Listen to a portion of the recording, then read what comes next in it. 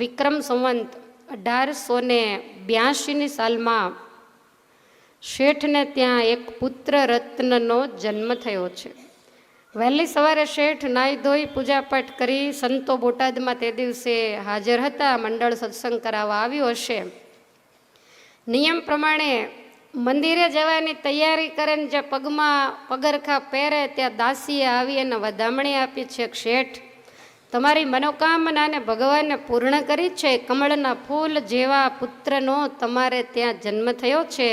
શેઠના બધા જ રૂવાડા બેઠા થઈ ગયા કે દુનિયા જે બોલતી હોય તે. મેં ક્યારેય પણ ભગવાન પાસે માગ્યું નથી, પણ ભગવાને મારા ઉપર દયા કરી અને મને દીકરો આપ્યો. પોતાના હાથમાં વેડ પહેર્યા હતા એ અને બોરમાળા જે પહેરી હતી એ કાઢી અને દાસીને આપી દીધી. શેઠ તરત જ મંદિરે ગયા. સંતોને દંડવટ કરીને કહે છે કે સ્વામી મહારાજની કૃપા અને તમારા આશીર્વાદથી મારે ત્યાં પુત્રનો જન્મ થયો છે. તો પુત્ર જન્મ નિમિત્તે મારે શું કરવું જોઈએ? ત્યારે સંતો કહે છે કે તમે પુત્ર જન્મ નિમિત્તે દાન પુણ્ય કરો. શાસ્ત્રની અંદર પુત્ર જન્મનું દાન પુણ્ય અધિક ફળ આપનારું બતાવ્યું છે. અમે તમારી રસોઈ વગેરે તો ન જમી શકીએ અમુક દિવસ સુધી, પણ તમે જૈન ધર્મને પણ પહેલાં માનતા, તો એ જૈન સંઘની અંદર પાંજરાપોળમાં ગાયોને, ગરીબ માણસોને, બાળકોને આ બધાને જમાડો, ગાયોને ઘાસચારો વગેરે નખાવો. એટલે શેઠે પુત્ર જન્મ નિમિત્તે ખૂબ દાન આપ્યા. બ્રાહ્મણોને તો સોના મોર્યો અને રૂપા મોર્યોના દાન કર્યા છે. શેઠને એમ થયું કે આ બધું પડ્યું જ રહેવાનું હતું, પણ એને વાપરનારો ભગવાને આપ્યો છે, તો હવે પાછી પાની શા માટે કરવી જોઈએ? સંતો કહે છે કે શેઠ તમારા ઘરે ભગવાને જે મુક્તને મોકલ્યો છે ને એ તમારા કરતાંય સવાયો થશે. કારણ કે શેઠનો કાયમનો નિયમ કે આશીર્વાદ માગવાના, બીજું તો કાંઈ એને જોતું નહોતું, કોઈ વાતની ખામી નહોતી. કાંઈ પણ સંતો કે શેઠ શું જોઈએ? તો કે આશીર્વાદ આપો. એટલે બધાએ શેઠના પુત્રને આશીર્વાદ આપ્યા છે. અને સંતોએ પણ એવું લખ્યું છે કે ભગા દોષીના કહું ભાગ્ય કેવા, પુત્ર જન્મ્યા શિવલાલ જેવા. ભગા દોષીના કહું ભાગ્ય કેવા, પુત્ર જન્મ્યા શિવલાલ જેવા. ભગા દોષીના કહું ભાગ્ય કેવા, પુત્ર જન્મ્યા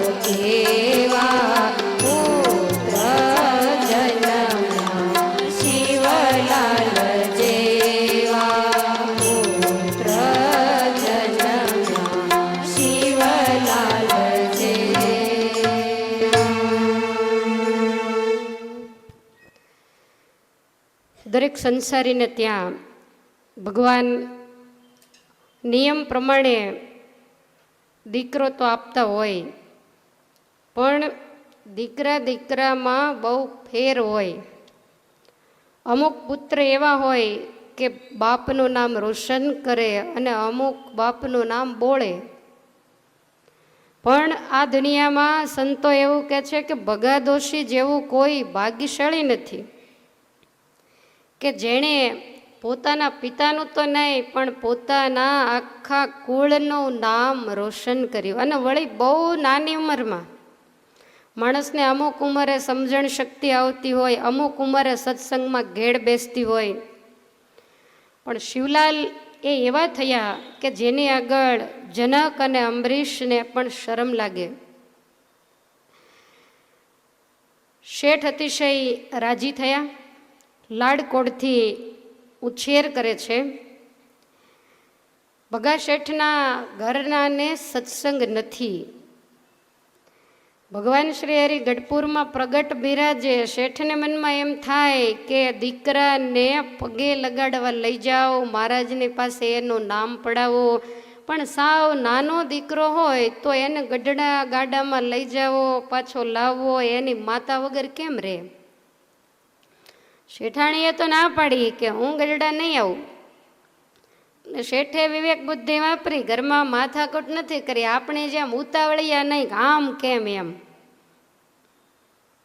શેઠ કે કાંઈ વાંધો નહીં, મોટો તો થશે જ ને, પછી માતાની જરૂર નહીં પડે ત્યારે વાત. સમય જવા લાગ્યો. પુત્રને રમાડવા માટે અને બોલાવવા માટે, વધામણી લેવા માટે નગરજનો બધાય આવવા લાગ્યા. ભાવનગર દરબારને પણ ખબર પડી કે ભગા શેઠને ત્યાં બહુ મોટી ઉંમરે 15 વર્ષે પુત્ર જન્મ થયો છે. એટલે એમણે પણ ત્યાંથી વધામણી મોકલી, માણસો મોકલ્યા. ધીમે ધીમે શિવલાલ મોટા થાય, પણ ભગા દોશીને જીવ કરતાંય વધારે વાલા છે. ને આવા ખાનદાન કુટુંબમાં, ભર્યું ભાદ્ર્યું કુટુંબ, એને ત્યાં જન્મ થયો એટલે ઉછેરમાં તો શું ખામી હોય. અને દાસ દાસીઓ જે શેઠને ઘેર કામકાજ કરવાવાળા, ધીમે ધીમે કરતા 1.25 વર્ષના જ્યારે થયા ત્યારે ભગા શેઠને એમ થયું કે હવે હું ગઢડા લઈ જાઉં. એટલે ભગા શેઠે એક વેલડું તૈયાર કર્યું અને શિવલાલને તૈયાર કરાવી અને પોતાના ખોળે બેસાડ્યા. ભગવાન શ્રી હરિના દર્શન કરાવવા માટે લઈ જાય છે. ફૂલના હાર લીધા, સાકર, શ્રીફળ, જે કાંઈ દક્ષિણા વગેરે ભેટ મૂકવાની હોય તે એ બધું સાથે લીધું. 2-3 સેવકોને સાથે લીધા અને વેલડામાં બેસી પુત્રને લઈ ભગવાન શ્રી હરિના દર્શન કરાવવા ગઢપુર આવ્યા. વહેલી સવારે નીકળેલા, કારણ કે નાના બાળકને પછી તડકો લાગે. એટલે ભગવાન શ્રી હરિ જ્યાં પૂજાપાઠ વગેરે કરી, પરવારી, દૂધપાન કરી અને ઢોલિયા ઉપર આવીને લીંબ તરુ નીચે બિરાજમાન થયા. એટલે સંતો બધા આજુબાજુમાં આવીને બેઠા. પાર્ષદો પણ જે બધા પરવારી ચૂકેલા એ પણ આવીને બેઠા. અને એ જ વખતે દરબારગઢમાં વેલડો ઊભો રાખી અને ભગા શેઠ ઉતર્યા. શિવલાલને તેડેલા છે. ભગવાન શ્રી હરિ તો સામે સામે જોઈ રહ્યા. નજીક જઈ અને ભગવાનના ચરણમાં શિવલાલને સુવડાવ્યા. એટલે ભગવાન શ્રી હરિ અતિશય રાજી થયા. ભગવાન શ્રી હરિ શિવલાલની સામે જોઈને કહે છે કે શેઠ, આ તો સિદ્ધ વલ્લભ આવ્યા તમારે ઘેર. શેઠ તો કાંઈ સમજ્યા નહીં. શેઠ કે મહારાજ તમે શું કહો છો? આ મારો દીકરો છે. તો કે હા, પણ આણે પૂર્વે અમારી 4 મહિના સુધી સેવા કરી છે. રોજ સોનાના પાત્રમાં અમારા ચરણારવિંદ ધોતા. અને પૂર્વ જન્મના આ રાજા છે, આ યોગી પુરુષ છે, અને સાધુ સંતો બહુ વાલા હતા, અને એ આજ તમારે ઘેર આવ્યા છે. ભગા શેઠ આ સાંભળી અને બહુ રાજી થયા. પગે લગાડીને મહારાજ ઢોલિયા ઉપર બેઠા હતા તે મહારાજના ખોળામાં બેસાડ્યા. મહારાજે માથે હાથ ફેરવ્યો. પછી મહારાજ કે શેઠ હવે આને તેડી લ્યો. ત્યારે શેઠ કહે છે કે મહારાજ બેસવા દો, એનું નામ મેં નથી પાડ્યું, નામ તમારે પાડવાનું 1.25 વર્ષનો થયો. ભગવાન શ્રી હરિ માથે હાથ ફેરવીને કહે છે, શેઠ આનું નામ શિવલાલ રાખજો. કાંઈ જોશ જોવા નહીં, કાંઈ કુંડળી જોવી નહીં, કાંઈ નહીં. ભગવાન નામ પડે એમાં બધી કુંડળીઓ આવી ગઈ. શેઠ બહુ રાજી થયા અને મહારાજને કહે છે, પ્રભુ એવો આશીર્વાદ આપો કે ખૂબ સારો સત્સંગી થાય, સંપત્તિ તો મારે ઘેર મૂક્યા માગ નથી. એટલે ભગવાન શ્રી હરિએ બંને હાથ શિવાની માથે મૂક્યા અને કહ્યું કે શેઠ બાપ કરતા બેટા ચડિયાતા થશે. શેઠે 5 રૂપિયા ભગવાન શ્રી હરિના ચરણમાં દક્ષિણા મૂકી, સાકરનો પડો, શ્રીફળ, વસ્ત્ર વગેરે જે ભેટ લાવ્યા હતા એ બધી મૂકી અને શિવલાલને ખોળામાં બેસાડી અને શેઠ સભામાં બેઠા. થોડી વાર થઈ એટલે મહારાજ કહે છે કે શિવાને તડકો લાગશે એટલે શેઠ તમે બોટાદ જતા રહ્યો. એટલે તરત જ ભગવાનને પગે લગાડી અને વેલડામાં બેસી શેઠ બોટાદ આવ્યા છે. આવી અને શેઠાણીને વાત કરી કે ભગવાને એવો આશીર્વાદ આપ્યો છે કે બાપ કરતાંય પણ બેટા સવાયા થશે. હવે શેઠાણીને સત્સંગ તો કાંઈ હતો નહીં. એટલે શેઠાણી પણ ખૂબ રાજી થયા. ધીમે ધીમે શિવલાલ મોટા થાય છે. પુત્રના લક્ષણ પારણામાં અને વહુના લક્ષણ બારણામાં. એ ન્યાયે યોગીના જેવી જેની સ્થિતિ છે, બાળપણની રમતો, બીજા છોકરાઓના જેવા તોફાન, આવું કાંઈ શિવલાલમાં આવ્યું નથી. કારણ કે ઓછું રહેવાનું, ભગવાનને રાજી કરવાના, સંતોના જેવી બ્રહ્મ સ્થિતિને પામીને આ લોકમાંથી જવાનું હતું.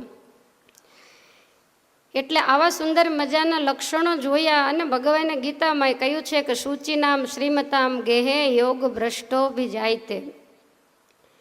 કોઈ શુદ્ધ આચરણવાળા એવા શ્રીમંત હોય તો એને ઘેર યોગ ભ્રષ્ટ પુરુષ જન્મ લે. યોગ ભ્રષ્ટ એટલે શું?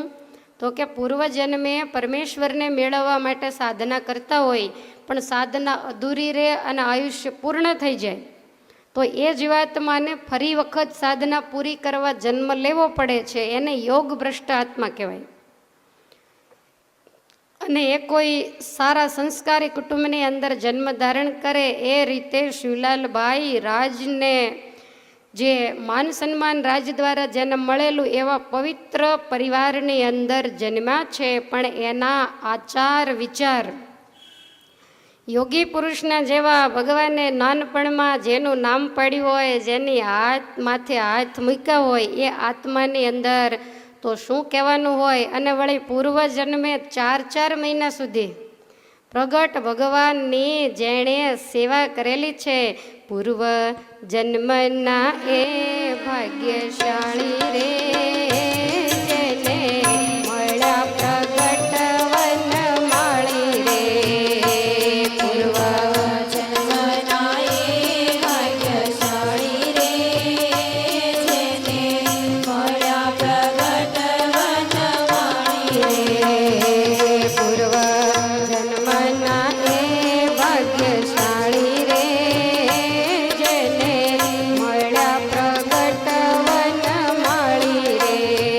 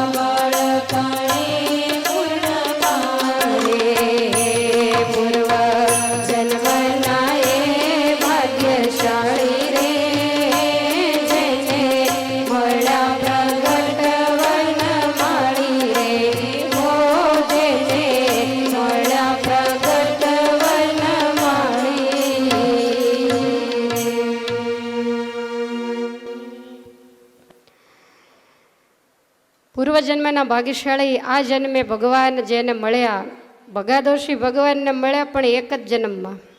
અને શિવલાલ એવા હતા કે એક જ અવતારી પુરુષોત્તમને 2 જન્મે મળ્યા. યોગી પુરુષના જેવી જેની સ્થિતિ છે. અને વળી આનું કારણ સંતોએ લખ્યું કે આની સ્થિતિ રાજકુટુંબમાં જન્મ્યા અને પૂર્વે રાજા હતા, તો એની જે સ્થિતિ હોય ને એ રાજાશાહી જેવી હોય, રાજકુમાર જેવા એની અંદર લક્ષણ હોય. તો આની સ્થિતિ યોગીના જેવી કેમ હતી? તો કે એણે પૂર્વજન્મે ખૂબ સંતોની સેવા કરેલી. રાજામાં સરળતા ન હોય, પણ શિવલાલમાં અતિ સરળતા હતી. પૂર્વજન્મે એને એક જ ઈચ્છા હતી કે ભેખમાં ભગવાન હોય. એટલે ઘણા બધા સાધુ સંતોને ભેગા કરી અને એની સેવા કરે, એને જમાડે. પણ એમને સાધુ કોને કહેવાય અને અસાધુ કોને કહેવાય એવી ખબર નહોતી પડતી. બધાઈને પાણીને ગંગાજળ ભેગું કરી અને સેવે. અને એટલા માટે એને સંતની ઓળખાણ કરાવવા માટે ભગવાન ત્યાં ગયેલા. પણ ઘણીવાર એવું બનતું હોય કે જે કામ સાધુ કરી શકે એ ભગવાન પણ નથી કરતા. ભગવાને એને પોતાની ઓળખાણ કરાવી નહોતી. હરિચરિત્રામૃત સાગરમાં તો લખ્યું છે કે મહારાજે એને સમાધિ કરાવેલી સિદ્ધવલ્લભને, અને મૂર્તિ ધામ આવું બધું દેખાયેલું, પણ સિદ્ધવલ્લભ આ વસ્તુને બરાબર સમજી શક્યા નહોતા. એટલા માટે એને બીજો જન્મ લેવો પડ્યો. અને આવા સુંદર મજાના સ્વાભાવિક ગુણ એની અંદર આવ્યા. વચનામૃત મધ્યનું 59 ભગવાન શ્રી હરિએ એની અંદર બતાવ્યું છે કે પૂર્વજન્મે જેને ભગવાન ને ભગવાનના સંત પુરુષોની સેવા પ્રાપ્ત થઈ હશે, સંતને સેવીની સેવા કરી હશે, તેને તો આ જન્મમાં પણ ભગવાન કે ભગવાનના ભક્તમાંથી હેત મટે જ નહીં. નહીતર સાધુ સંતોની નજીક જવું એ કાંઈ સહેલું નથી. પણ પૂર્વજન્મે આ કાંઈ કર્યું હોય તો આ જન્મે બહુ વાંધો આવતો નથી. ને એટલે બાળપણથી જ ગોપાળાનંદ સ્વામી, ગુણાતીતાનંદ સ્વામી, સિદ્ધાનંદ સ્વામી, યોગાનંદ સ્વામી, ભયાત્માનંદ સ્વામી જેવા મોટા મોટા સમર્થ સંતોના દર્શન અને એની સેવા અને સમાગમ શિવલાલને મળેલો. સોનામાં જેમ સુગંધ ભળે એમ એનામાં સંતોના યોગે કરી અને નાનપણથી જ સંસારથી અલિપ્તપણું, અનાસક્ત ભાવ, ભગવત નિષ્ઠા અને આધ્યાત્મિક તેજ અતિશય દેદીપ્યમાન બનેલું. કાયમને માટે સંતોના યોગે કરી અને ભગવાનની ખુમારી. શિવલાલ થોડાક મોટા થયા, ભગા શેઠ મંદિરે જાય એટલે શેઠની આંગળી ઝાલી અને શિવલાલ કાયમ દર્શન કરવા જાય. શેઠ બધાય સંતોને, મોટા મોટા હરિભક્તોને પગે લગાડે એટલે બધાય માથે હાથ મૂકે. અને બધા સંતો એમ કે શેઠ તમારે ત્યાં કોઈ મુક્તાત્મા આવ્યો છે ને તમારા કરતાંય ચડિયાતો થશે. મોટા પુરુષોના મુખેથી આવા શબ્દો વારંવાર નીકળતા. મંદિરની અંદર કથા વાર્તા થતી હોય, હવે 1.5-2 વર્ષના છોકરાને એમાં કાંઈ ખબર પડે નહીં, પણ શિવલાલ ભગા શેઠના ખોળામાં બેઠા બેઠા એકાગ્રતાથી કથા સાંભળે. શેઠના હાથમાં ગૌમુખી હોય, માળા ફેરવતા હોય તો છોકરાના નિયમ પ્રમાણે આમ જોવે કે પિતાજી શું કરે છે. અને તમે જોજો નાના બાળકો તમે માળા ફેરવતા હો અને પાસે હોય, પછી તમે માળા મૂકીને ક્યાંક આગા પાછા જાઓ ને તો એ તરત ગૌમુખીમાં હાથ નાખે. નાના બાળકને અનુકરણ કરવાની ટેવ હોય. એ કોરી સ્લેટ જેવા કહેવાય, એમાં તમે જેવા સંસ્કાર સિંચો એવા એમાં પડે, જેવા અક્ષર પાડો એવા પડે. પછી પાકો ગળો થાય ત્યાર પછી એને કાંઠા નથી ચડતા. એટલે ભગાદોશીનું જીવન જોઈ અને શિવલાલ આપમેળે શીખવા લાગ્યા. વળી મોટા મોટા સંતો આવે તો ભગા શેઠ પોતાને ઘેર બોલાવી અને સંતોને જમાડતા હોય, એની પૂજા કરે તો પૂજા શિવલાલ પાસે કરાવડાવે, જેથી કરી અને આગળ ઉપર જતા શિવલાલને પણ ખ્યાલ આવે કે આપણે આવું કરવું જોઈએ.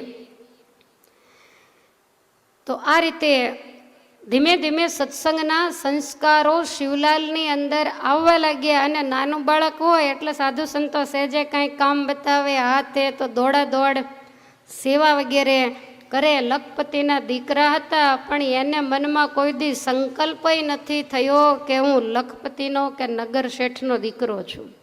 આ લોકની સાહેબી એને સહેજ પણ અડી નથી. થોડા મોટા થયા એટલે વિદ્યા ભણવા માટે નિશાળે મોકલ્યા. અતિ વિચક્ષણ બુદ્ધિવાળા ભગા શેઠ એટલા હોશિયાર હોય તો પછી મોરના ઈંડાને ચિતરવા ન પડે. એ ન્યાયે શિવલાલ ભણી ગણી અને ખૂબ તૈયાર થયા. એક વખત 10 વર્ષની શિવલાલની ઉંમર હતી અને ગઢપુરમાં આચાર્ય શ્રી રઘુવીરજી મહારાજ પધારેલા એટલે ભગા શેઠને ત્યાં બોલાવેલા. ભગા શેઠને એમ થયું કે શિવાને પણ સાથે લેતો જાઉં. મહારાજશ્રીને દર્શન કરે અને પગે લાગે, સંતો બધાએ મળે અને આશીર્વાદ આપે એવા આશયથી વેલડું લાવી અને બંને ગઢપુર આવ્યા. રઘુવીરજી મહારાજને જોયા, શિવલાલ પગે લાગ્યા. રઘુવીરજી મહારાજ કહે છે કે શેઠ આ તમારા દીકરા છે? ભગા શેઠ કહે છે કે હા મહારાજ શ્રી, વડતા લાવવાનો વિચાર હતો પણ કાંઈ મેળ પડ્યો નહોતો એટલે હું શિવાને લાવી શક્યો નથી. રઘુવીરજી મહારાજ માથે હાથ મૂકીને કહે છે તમારા કરતાં સત્સંગમાં ચડિયાતા થશે. કહેવું નથી પડ્યું કે આશીર્વાદ આપો. કારણ કે શિવલાલનું બાલ બધા જ વાંચી જતા કે આ કેવા પૂર્વના મુક્ત અવતારી છે. હવે સભા ભરાઈને બેઠેલી, સંતો કથા વાર્તા વગેરે કરે. રઘુવીરજી મહારાજે પણ આશીર્વચન આપ્યા હશે. પછી બધાએ જમ્યા, સૌના ઉતારે વિશ્રામ લેવા માટે ગયા. ભગા દોશીને પણ દાદા ખાચરે ઉતારો આપેલો. ઉતારે જાય અને થોડી વાર આડે પડખે થયા, પણ શિવલાલને ઊંઘ આવતી નથી. એટલે શિવલાલ ઊભા થઈ કોઈકને પૂછ્યું કે આચાર્ય મહારાજશ્રીનો ઉતારો ક્યાં છે? કોઈએ બતાવ્યો તો 10 વર્ષના શિવલાલ રઘુવીરજી મહારાજને ઉતારે ગયા. મહારાજશ્રી બેઠેલા, 2 પાર્ષદો આજુબાજુમાં ઊભેલા. એટલે શિવલાલને આવતા જોયા, મહારાજશ્રી ઊભા થઈ ગયા કે શિવા એકલો આવ્યો? ત્યારે શિવલાલ કહે છે કે હા એકલો આવ્યો છું, મારે એક કામ છે એટલે આવ્યો છું. બોલને, તારી આટલી નાની ઉંમરે તારે વળી શું કામ પડ્યું? ત્યારે શિવલાલ કહે છે કે મને હંમેશા મનમાં એવી ઈચ્છા થાય કે મારે સાધુ થઈ જવું છે. હવે ઘરની અંદર દોમ સાહેબી, કોઈ નીચે પગ મૂકવા દેતું નથી. આવી સમૃદ્ધિમાં આને આવા જ વિચાર આવે કે મારે સાધુ થઈ જવું છે, મારા વ્યવહાર વહીવટ કાંઈ જોતું નથી, માટે મને તમે દીક્ષા આપી અને સાધુ બનાવો. ત્યારે રઘુવીરજી મહારાજ માથે હાથ ફેરવીને કહે છે કે શિવા, હજી તમારી ઉંમર બહુ નાની છે. 10 વર્ષની તમારી ઉંમર, તમારા પિતાના તમે એકના એક લાડલા પુત્ર છો અને કેટલાય વર્ષે તમારા પિતાની સામે પરમેશ્વરે જોયું છે. વળી તમારા પિતા ભાવનગર રાજ્યમાં કેવા માનકારી છે. ભાવનગર દરબારની બાજુમાં એની ખુરશી પડે અને હું તમને સાધુ કરી દઉં તો લોકમાં અમારું, તમારું અને તમારા પિતાનું સારું ન દેખાય. તમારા માતા પિતા નારાજ થાય એ બરોબર નહીં. શિવા, તમે સંસારમાં રહેશો ને તોય ભવિષ્યમાં સત્સંગની ખૂબ સારી સેવા કરશો. માટે ગૃહસ્થાશ્રમમાં રહી પિતા વડીલો વગેરેને પ્રસન્ન રાખીને ભક્તિ કરો. તમારા પિતાને ક્યારેય કહેશો નહીં કે મારે સાધુ થવું છે, નહીંતર એને દુઃખ થશે. અને તમે ગૃહસ્થાશ્રમમાં રહ્યો એમાં અમે તમારા ઉપર બહુ રાજી છીએ. આવી રીતે કહ્યું એટલે શિવલાલ કહે છે કે જેવી તમારી મરજી. પણ શિવલાલને જરાય ગમ્યું નહીં. મારે ઘરમાં રહેવું નથી અને બધાય મને ઘરમાં રાખવાનો જ વિચાર કરે છે. એક વખત એવું બનેલું કે કાંઈક કામ પ્રસંગે, વ્યવહારિક કામ પ્રસંગે ભગા દોશી અમદાવાદ ગયેલા. શિવલાલને સાથે લઈ ગયા. હવે અમદાવાદ ગયા તો મનમાં એવું થયું કે અયોધ્યા પ્રસાદજી મહારાજને પગે લાગતો જાઉં, શિવલાલને પગે લગાડું. એટલે મહારાજશ્રીના બંગલે ગયા, શિવલાલને પગે લગાડ્યા. અયોધ્યા પ્રસાદજી મહારાજ કહે છે શેઠ, તમારા દીકરા તો બહુ મોટા થઈ ગયા. થોડી વાર બેઠા, વાતચીત આવું બધું કર્યું. પછી ઊભા થાય અને બાપ દીકરો ચાલવાની તૈયારી કરે. ભગા શેઠ જ્યાં બહાર નીકળ્યા એટલે શિવલાલ પાછા જઈને અયોધ્યા પ્રસાદજી મહારાજને કહે છે કે મહારાજ શ્રી મને સાધુ કરશો. અયોધ્યા પ્રસાદજી મહારાજ કે શિવા તને આવો વિચાર કેમ આવ્યો? તું લખપતિ બાપનો એકનો એક દીકરો છો, તને સાધુ ન કરાય? તારી સત્સંગ સેવામાં ખૂબ જરૂર છે અને તારે સાધુ થવાની ઈચ્છા હોય તો તારે રઘુવીરજી મહારાજને પૂછવું જોઈએ. શિવલાલ કે એને પૂછીને આવ્યો. એણે શું કીધું? તો કે એમણે તો મને ઘસીને ના પાડી કે તને સાધુ નહીં કરીએ. અયોધ્યા પ્રસાદજી મહારાજ કે રઘુવીરજી મહારાજની વાત બિલકુલ સાચી છે, માટે તું સંસારમાં રહી અને ભગવાનનું ભજન કરજે, તોય પણ ભગવાન તારા ઉપર અતિશય રાજી રહેશે. શિવલાલને એમ થયું કે હવે ત્રીજી જગ્યા તો ક્યાંય પૂછવા જેવી છે નહીં. શિવલાલભાઈ પિતાની સાથે ઘેર આવ્યા. એક વખત ગોપાળાનંદ સ્વામી બોટાદ પધારેલા અને મંદિરમાં સ્વામીનો ઉતારો એટલે શિવલાલભાઈ એકલા મંદિરે ગયા. સ્વામીની પાસે કોઈ હતું નહીં. સ્વામી બેઠા બેઠા માળા ફેરવે એટલે જઈ અને સ્વામીને દંડવટ કરવા માંડ્યા. એટલે સ્વામી કે રાખ શિવા રાખ. એટલે શિવલાલભાઈ તરત પગે લાગી અને સ્વામીની સામે બેઠા. એટલે શિવલાલભાઈ કહે છે કે સ્વામી મારી એક વાત પૂછવી છે. ગોપાળાનંદ સ્વામી કે પૂછને. તો કે હે સ્વામી, મેં પૂર્વજન્મમાં એવા શું પાપ કર્યા હશે? સ્વામી કે શિવા એવું કેમ બોલે છે? તો કે મેં રઘુવીરજી મહારાજને કહ્યું મને સાધુ કરો તો એણે ના પાડી. મેં અયોધ્યા પ્રસાદજી મહારાજને કહ્યું તો એણે પણ ના પાડી. તો મારા એવા પૂર્વના કેવા કર્મ કઠણ હશે કે મને સાધુ થવાની બધાય ના જ પડે છે? સ્વામી હસતા હસતા માથે હાથ મૂકીને કહે છે કે શિવા તે પાપ નથી કર્યા, તે પુણ્ય બહુ કર્યા છે એટલે તને કોઈ સાધુ કરતું નથી.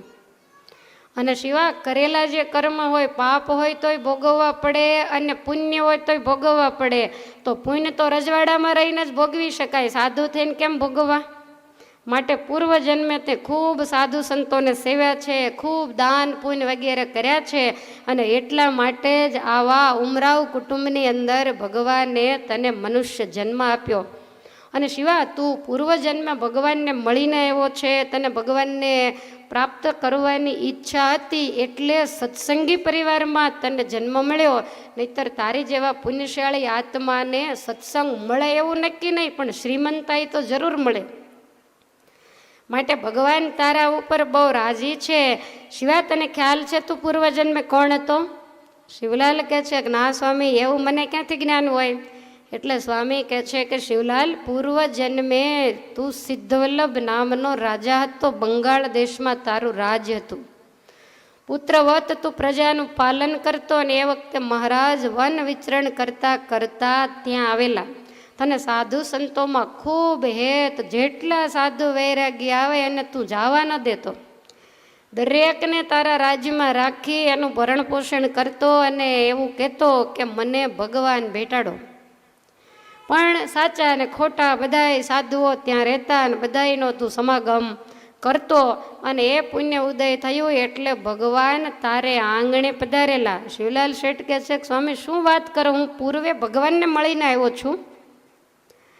સ્વામી કહે છે કે હા શિવા, 1, 2, 5 દિવસ નહીં, ભગવાન તારા આગ્રહને વશ થઈને 4 મહિના તારા દરબારમાં રહ્યા.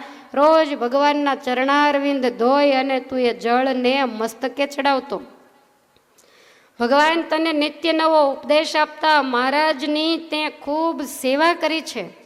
ત્યારે શિવલાલ કહે છે કે સ્વામી તમે તો ઘણીવાર એવું કહેતા હો કે જેને પ્રગટ ભગવાન મળે એની મુક્તિ થઈ જાય, એને ફરીવાર જન્મ લેવો પડતો નથી, તો મારે આ ફરીવાર જન્મ કેમ લેવો પડ્યો? સ્વામી તો શિવલાલનો પ્રશ્ન સાંભળી અને અતિશય પ્રસન્ન થયા.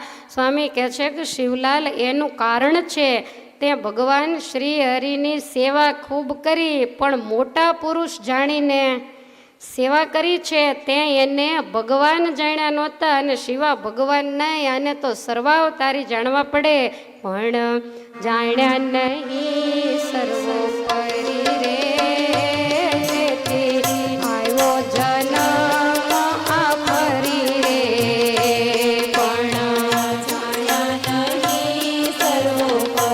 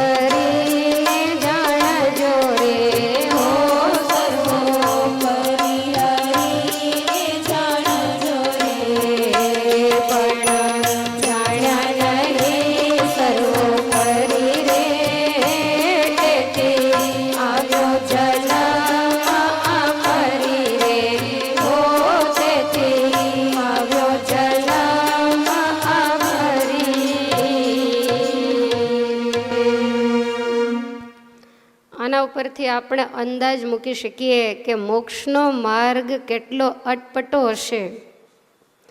કાયમ જાણે ચરણ ધોઈને જળ પીધું હોય, એનું શરીર, એનો આત્મા એ કેટલો પ્રસાદીનો પાવન થઈ ગયો હોય.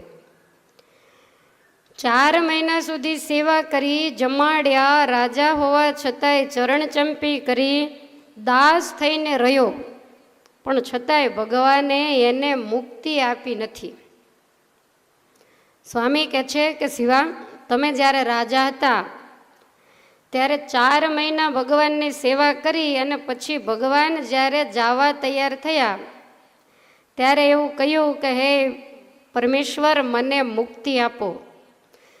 ત્યારે ભગવાને તમને એવું કીધેલું કે મુક્તિ મેળવવા માટે સાધના કરવી જોઈએ અને સાધના કરવા માટે તમારે હજી એક જન્મ લેવો પડશે.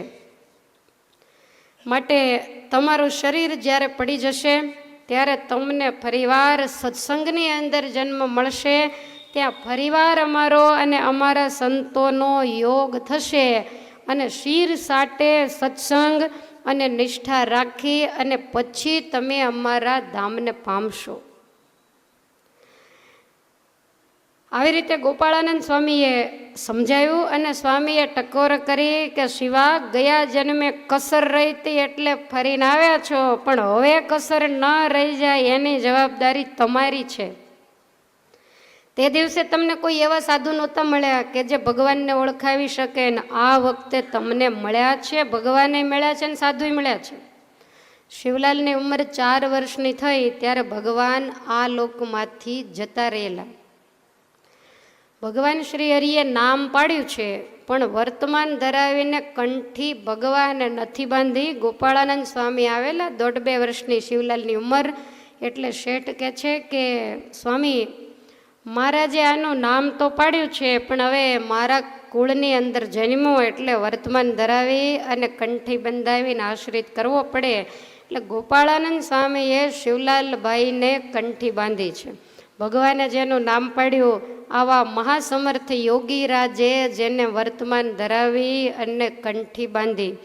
એટલા માટે જ ગોપાળાનંદ સ્વામી આપણા ગામ ગુરુ છે, શિવલાલ આપણા નગર શેઠ છે, અને એના ગુરુ, રાજાના ગુરુ એ જ પ્રજાના ગુરુ. તો આવા મહાપુરુષે જેને વર્તમાન ધરાવ્યા હોય એ આત્માની અંદર તો શું કહેવાનું હોય. સ્વામી એવું કહ્યું કે કસર ટાળજો, અને આ શબ્દ શિવલાલના હૃદયમાં ફિટ થઈ ગયા કે આ જન્મે ગમે એટલી સમૃદ્ધિ હોય પણ હવે કસર રાખીને બીજો જન્મ લેવો નથી, થાય એટલું ભગવાનનું ભજન કરી લેવું છે.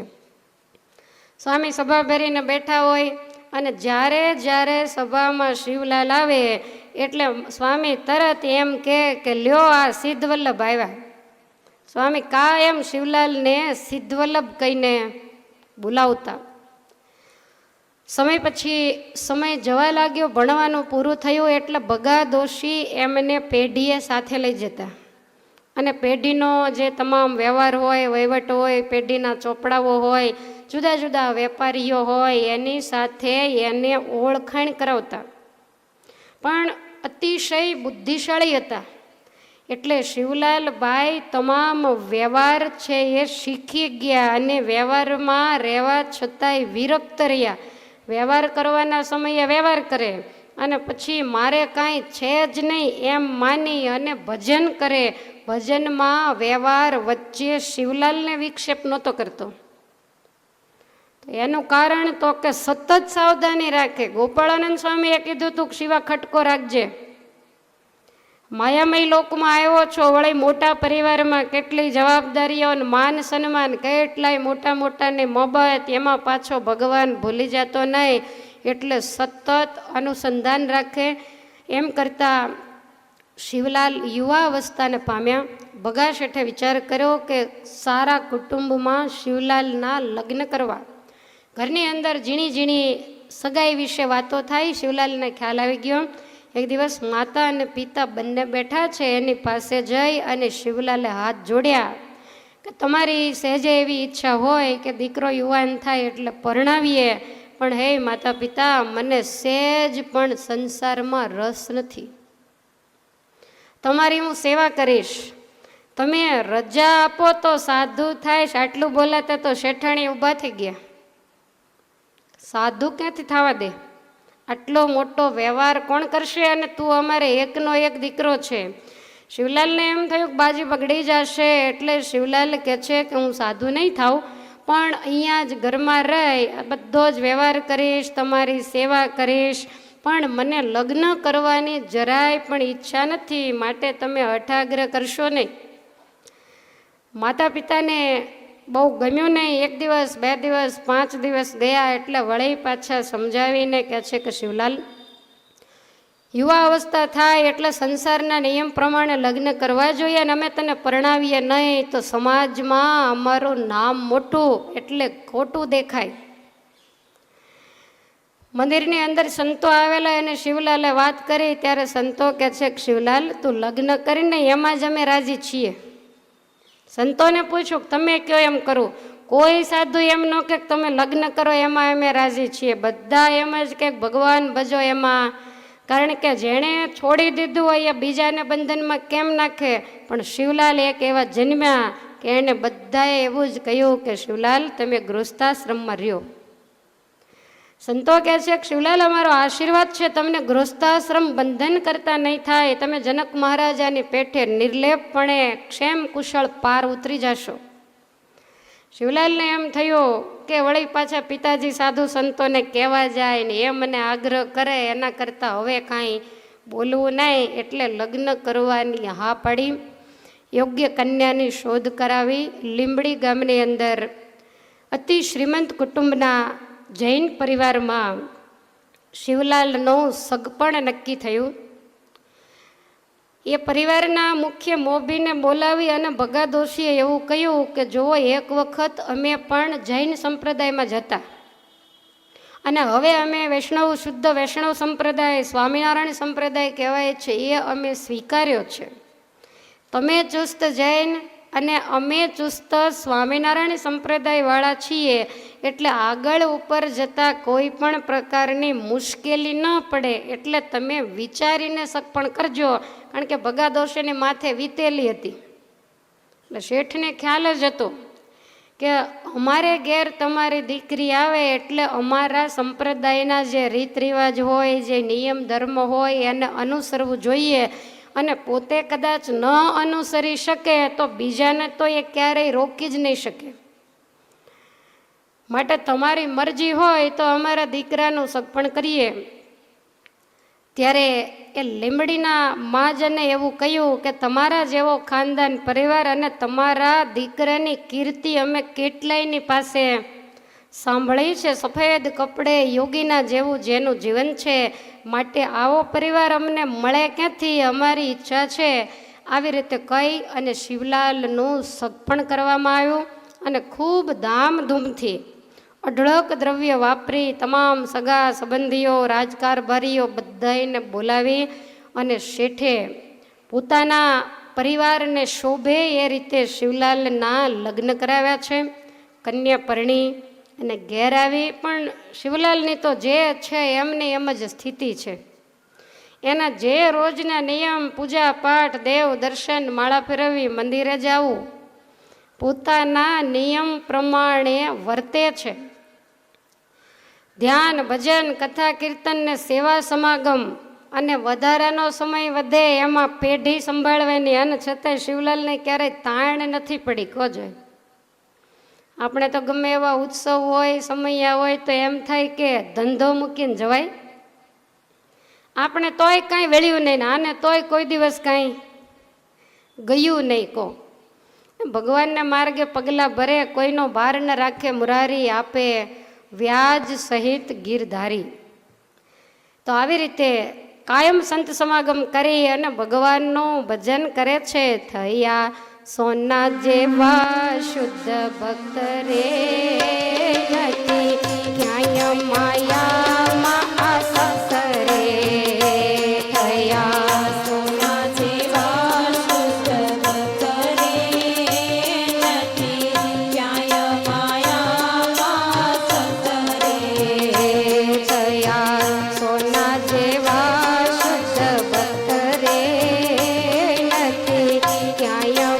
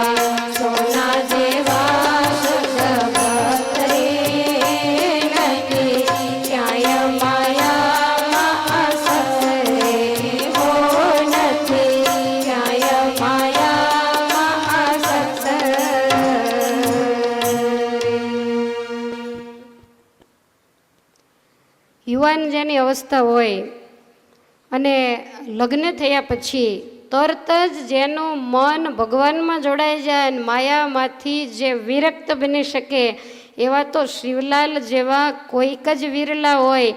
સંતોને એવું લખવું પડ્યું કે લગ્ન કર્યા પછી એનું શરીર સંસારમાં રહ્યું પણ એનું મન તો કાયમને માટે ભગવાનમાં જ રહ્યું છે. એને ક્યારેય એવો સંકલ્પ જ નથી થયો કે હું સંસારી છું. એને તો ગોપાળાનંદ સ્વામીના શબ્દો સતત મનમાં ખટક્યા કરે કે શિવલાલ આ વખતે ભૂલ કરીશ નહીં, કસર ટાળી દેજે, નહીતર ફરીને જન્મ લેવો પડશે. આ શબ્દો સતત હૃદયમાં ગુંજ્યા કરે છે. તમામ ક્રિયાઓની અંદર સતત ભગવાનનું નામ સ્મરણ કરવું, એકાગ્ર વૃત્તિ રાખવી, મૂર્તિમાં મનને રાખવાનો અભ્યાસ કરવો. શિવલાલ જૈનમાન તરત મૂર્તિમાં મન નહોતું રહેતું.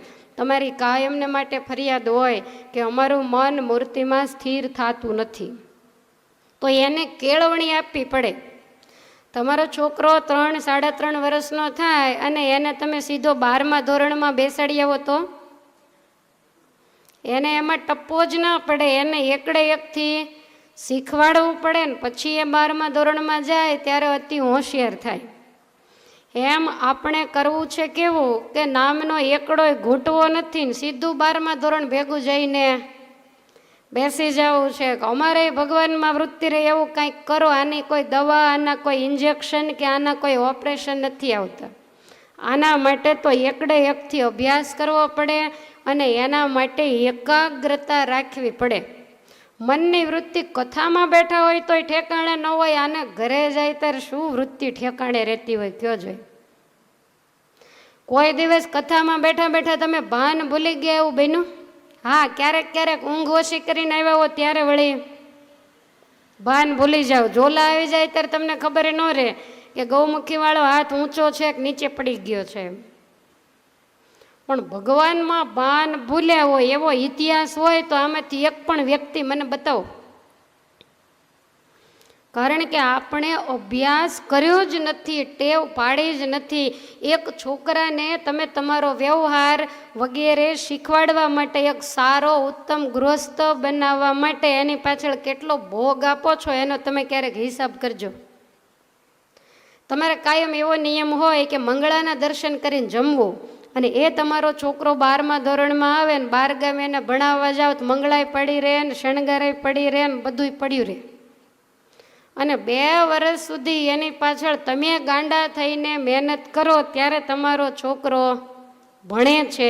તો એને સારો શિવલાલ જેવો સત્સંગી બનાવવા એટલો દાખલો તમે ક્યારેય કર્યો ખરો? તો કેવી રીતે વૃત્તિ રહે મૂર્તિમાં કયો જોઈએ? આના માટે મહેનત કરી જ નથી. એટલે તમારે ક્યારેય એવી ફરિયાદ નહીં કરવાની કે ધ્યાન કરીએ, માનસી કરીએ ત્યારે મહારાજની મૂર્તિ દેખાતી નથી. તમને નો જ દેખાવી જોઈએ, કારણ કે તમારો દાખલો જ નથી. તમારે મૂર્તિ દેખાય એવા કોઈ તમારામાં લક્ષણો જ નથી. કેવી રીતે દેખાય? 5 મિનિટ માનસી કરવા બેઠા હોય તો દુનિયા આખીના વિચારો કરી આવે, અને મૂર્તિ ક્યાંથી દેખાય? આ 21 વર્ષની જેની યુવાન અવસ્થા છે અને આવા ઉમરાવ કુટુંબમાં મોટા વ્યવહારની અંદર જે વ્યક્તિ રહે છે, પણ એક ડગલે અનુસંધાન રાખે કે વ્યવહાર કરવા જાઉં છું પણ મારે આ નથી કરવાનું, મારે કરવાનું બીજું છે. તમે રાખો છો અનુસંધાન ડગલે પગલે? વેવાઈ ઘરે આવ્યા હોય ને એની હારે ગપ્પા મારવામાં પડે તો કેટલા વાગ્યા એનું ભાન રહેતું નથી.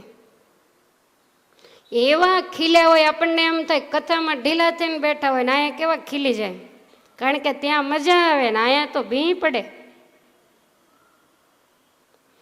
હમણાં મેં અહીંયા કલાક કથા બંધ રાખીને કીધું હોય ઘડીક તમે બધા વાતો ચીતો કરો, હું હમણાં આવું છું, તો કેવું પડે? તો ઊંઘી જાઓ તમે. એવી જમાવટ લે કે ન પૂછો વાત. કારણ કે જન્મ જન્મનો અભ્યાસ અને એકાગ્રતા, ભગવાન ભજવાનો અભ્યાસ ને એકાગ્રતા આપણને બિલકુલ નથી. માટે જાગવાની હવે જરૂર છે. આવા તો કેટલાય જગાડવાના અખાડા આપણે માંડ્યા, તમે જાગી જાઓ, પાછો અખાડો બંધ થાય એટલે વળે પાછા.